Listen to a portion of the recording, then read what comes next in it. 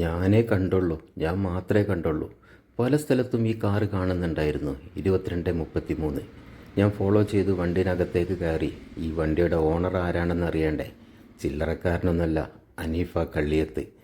പണ്ട് മുനവർ അലി ഷിഹാബ് തങ്ങൾ തൻ്റെ ഫേസ്ബുക്കിൽ ഒരു ഫോട്ടോ പോസ്റ്റ് ചെയ്തിരുന്നു 22:33 കാറിനെ കുറിച്ചിട്ട്.